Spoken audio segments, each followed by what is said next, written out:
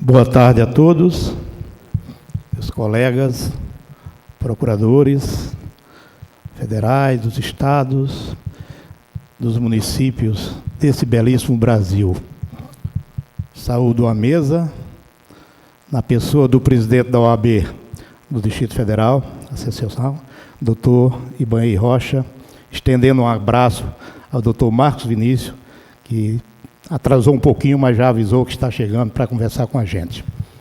Senhores parlamentares, senadores, deputados, procuradores-chefes de todos os estados, penso que estamos no caminho certo e numa tarde muito rica para a advocacia pública.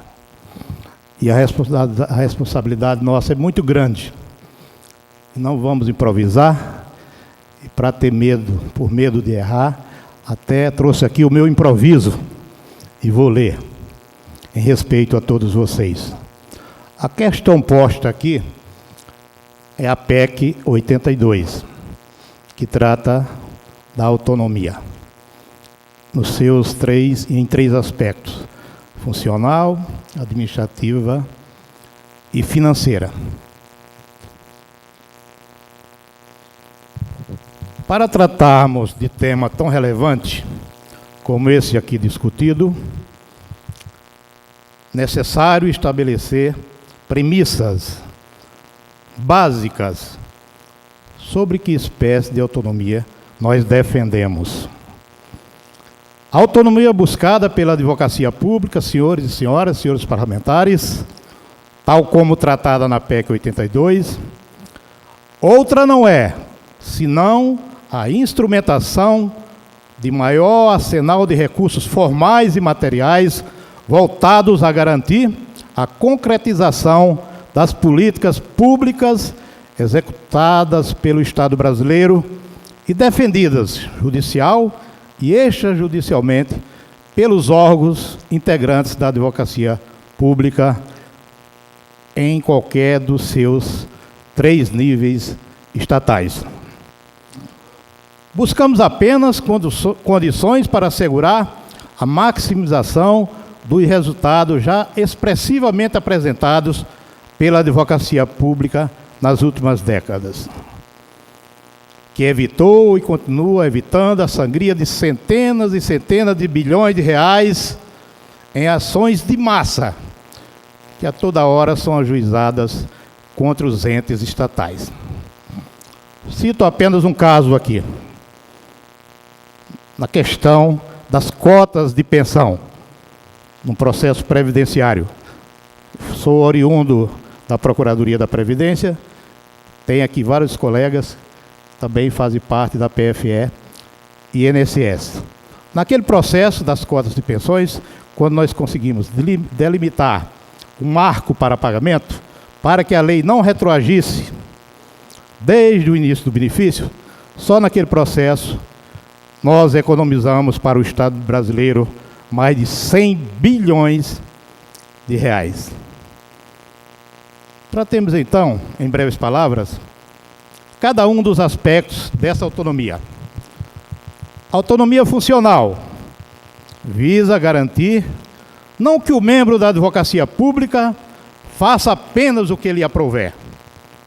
Pelo contrário, que sua atuação seja dirigida exclusivamente pelos fins republicanos de defesa do interesse estatal envolvido, evitando eventuais interferências indesejáveis que possam tolher ou que tente intimidar a sua atuação. Tal autonomia, aliás, já encontra fundamentada no artigo geral da Constituição, quando trata-se da advocacia, o artigo 133. Na medida que os advogados públicos também têm aplicado à sua atuação o tratamento dispensado aos advogados em geral. Portanto, a proposta de emenda, nesse particular, apenas dá o tratamento específico à advocacia pública. Autonomia administrativa. Queremos a organização dos órgãos da advocacia. Lotação e provimento de cargos é elemento de grande relevância para a otimização do desempenho de órgãos tão peculiares como os da advocacia pública, cuja atuação repercute em todas as áreas da administração pública. Como órgãos incumbidos de defender a atuação estatal em seus mais diversos campos, a advocacia pública alcança todos os órgãos e entidades estatais, cabendo-lhe, pois, política administrativa específica, sob pena de não atender a contento a diversidade e a peculiaridade desses inúmeros setores estatais. Imprescindível nesse contexto que caiba aos próprios dirigentes e os membros da advocacia pública a aferição sobre a necessidade de realização de concurso para preenchimento de vagas nos seus diversos cargos, criação e extinção de órgãos, assim como a adaptação da estrutura administrativa ao dinamismo da expansão do poder judiciário, que se expande a cada hora. Indo para o interior, nos estados também, a criação das comarcas, as procuradorias estaduais têm que acompanhar isso, sob pena de não serem atingidos a contento os fins constitucionais que nos são a nos é atribuído. Autonomia financeira. Dentre os diversos elementos que podemos citar para justificar a autonomia financeira da advocacia pública, releva-se o elemento de ordem estritamente prática. Por exemplo, a política financeira de contingenciamento de recursos orçamentários. Como resultado do trabalho da advocacia pública, sobretudo no campo da defesa judicial, esse resultado aparece no futuro, da contestação até o fim do processo do precatório. E aí pode-se ir muitos anos. No momento do contingenciamento, o administrador pode achar, tem aquela falsa impressão, que está tudo bem. Corta a verba, deixa tudo para lá. E não pensa no comprometimento do resultado geral da sua administração.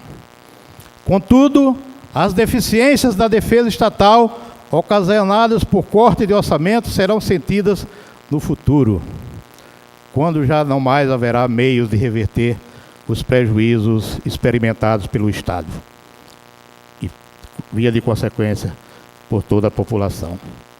Demais disso, os elementos citados acima sobre a autonomia administrativa não podem ser atingidos sem a correspondente autonomia financeira. Ora, de nada adiantaria, por exemplo, um advogado-geral, um procurador-geral, projetar a expansão de órgãos para acompanhar a interiorização, seja na Justiça Federal ou na Estadual, sem que tenha autonomia de fazer constar na proposta de orçamento federal do Estado as verbas correspondentes para a concretização dessas metas. Evidenciado está, portanto, tratar de autonomias administrativa e financeira como matérias correlatas e interdependentes. Já concluindo, de todo o exposto, resta a conclusão intangível de que urge sejam expressadas especificamente no texto constitucional as garantias da autonomia funcional, administrativa e financeira da advocacia pública. Garantias essas que não representam nenhuma vantagem carimbada, não é para o procurador, não é para o advogado público. Tem um membro, mas sim para toda a sociedade brasileira, para o bem de todos nós, de vocês e do povo brasileiro tão carente de uma atuação como a nossa, que está aí, e o governo não quer ver. Eu tenho dito ao pessoal com quem eu converso, que o governo não quer ver que tem na advocacia pública o caminho para ter os meios para resolver toda essa deficiência de recursos, e especificamente saúde e educação, e cuidar melhor do povo brasileiro. O caminho é a autonomia da advocacia pública. Muito obrigado.